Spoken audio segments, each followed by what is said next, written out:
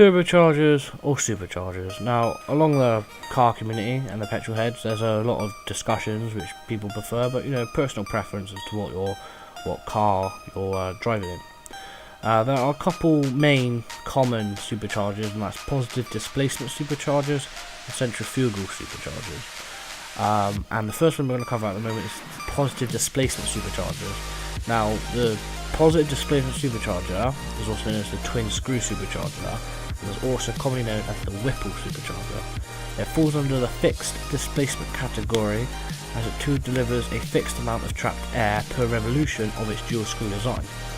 Unlike the Roots blower, which is another type of supercharger, that just unlike the Roots blower, that just moves air from one port to the other.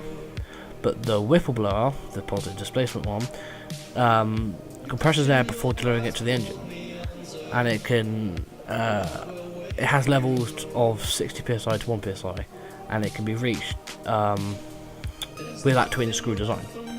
The boost is almost instant due to the compression of air before the delivery,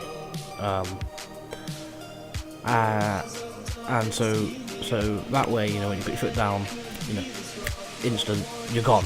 You know, you got this hyperfixing. You got 60 psi to your engine, and you'll be gone. You'll be wiping that Corsa at McDonald's out the way. The other supercharger is centrifugal, and the centrifugal supercharger is the most basic and most common type of supercharger seen on street cars today. A centrifugal supercharger works a lot like a fan. The supercharger consists of an inlet port and an impeller, a scroll and a discharge port. The air comes in the inlet port and is hit by an impeller. The impeller must spin at speeds of around 40,000 to 60,000 rotations per minute in order to create the boost. At idle speeds, the propeller does not have enough rotational speed to produce any boost. The impeller utilizes centrifugal forces in order to produce the boost. So, just straight out the bat, it seems like the positive displacement seems better, but harder to so it's harder to produce as much boost as the twin screw charger. Now, I'm not too good with the supercharger, so I apologise if I'm a bit iffy. But then we'll go on to super turbochargers, my personal favourite. Now, the turbochargers are all very similar. You've just got different sizes that produce different PSIs. But the two basically main turbochargers, you've got non-ball bearing and ball bearing turbochargers. The ball bearing superchargers less turbo lag and is less rebuildable compared to the non-ball bearing turbos. So, you know, when people strip down turbos, most of the time, non-ball bearing turbos are the ones they're rebuilding because they're easier to. Now how turbos are fitted. So like for a supercharger, right? So if you've got the positive displacement one, you just smack it on top. You cannot do your pipes and shit. But then you've got the pulley, which is then belt driven by the crank, effectively. So then that puts more load on the engine. So hypothetically speaking, you might get 60 psi, but then you might lose some of that due to the actual load that the engine has to work even harder to pull. But then a turbo, how a turbo works is that runs off exhaust gases. So you mount it where you can, depending on what car you got. I mean, if you've got a GTR, whoa, you got some issues there, my friend. But you mount the turbo where you can, and then you have a pipe from the exhaust manifold. But then you also got to modify your exhaust manifold anyway for an extra pipe, and it's a lot more hassle than turbochargers. But in my opinion, turbos sound absolutely lush.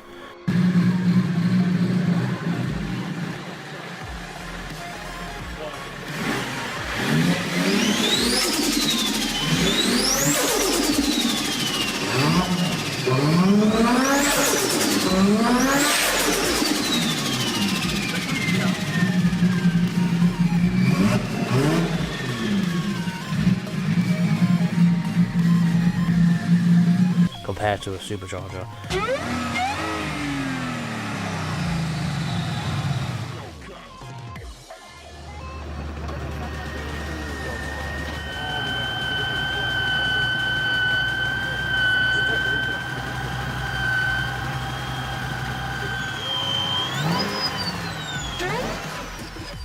So anyway, turbocharger shake got the pipe from the exhaust up into the turbo, it's powered by the exhaust, and it cools it down, compresses it, and boom, my car, I got a Mark 4 CRV for. That's naturally aspirated, so that's got no turbo, no supercharger at all, and that's running on pure muscle. Okay, it's not muscle, it's 64 horsepower. Alright, okay. First car, don't diss it, mate. Pretty sure you'll probably drive a Corsa, picking 14-year-olds up, hanging around McDonald's. Don't judge me. But yeah, naturally aspirated. But the turbo, that's the one you want to go with. I mean, if you're a supercharger, you're poor, alright? You're poor, you're old, and you're probably midlife crisis. Turbos are for big boys with big toys. That's why I don't have an expensive car, because I'm not a big boy. I'm a small boy with naturally aspirated power. But I still beat you in a quarter mile. Not 16, 13.5 seconds, my friend. And I feel like I'm talking to myself here, because I say my friend and I get no response. Maybe the glass on my table will talk to me. Nah, I'm drifting off. It's fine. We're all good here. Right, and in the background to the video, me and a friend did a test on Forza 6. First we used a BMW M3, he supercharged it, I turbocharged it. Okay, I wasn't on point, so yes, I'm like bouncing off the emitter and just gone, and just changing gears, you know, how it goes until you beat him. But yeah, we did a test, and obviously the supercharger, as it went, it pulled off quicker, okay, and the turbocharger, after the lag settled, it went. We did that a couple of times, as you see. Then we tried the Dodge Charger, I think it was, or the Challenger, SRT8 I think it was. Anyway, then this Challenger or Charger SRT8 was a V8. Then I did the turbo, he did the supercharger, but then with that V8, the turbocharger, it wasn't much lag in that, and it went. And to make it a fair test, we didn't do any other upgrades on the car. It was just turbo or supercharger, and that's it. No clutch, no transmission, no prop shaft, no ignition, no exhaust, nothing, just turbocharger, supercharger, boom, straight out there. Even on the default tyres they had, just to make it an even test. And again, turbo won every single time. Just what can you say, superchargers suck dick. So that's the video bar, as you see playing right now. But again, you just listen to this turbo, you're gonna hear right now.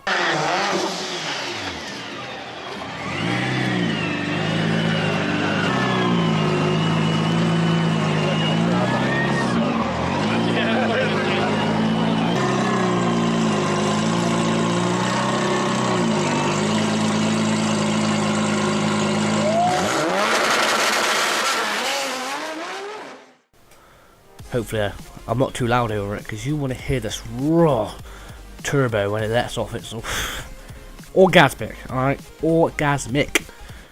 I'm blabbering now. I apologize for taking up so much of your time with this probably boring video, which I hope it wasn't boring. I had fun, because I'm talking to a glass, pretending it's my audience. Yes, I have no friends. I do have a friend. I don't know if I have friends. I probably don't have friends. At least I don't play Peggle 2.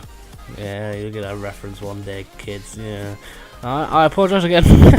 Well, I hope you guys maybe enjoyed this. Maybe I would say funny or half intellectual video here. See you next time. Be sure to subscribe, comment, like, and check out my other videos, because I recently did a Defender, the end of an era. Bit of facts on that. It was my first ever video, and this is my second video. So I hope you enjoyed. Peace out.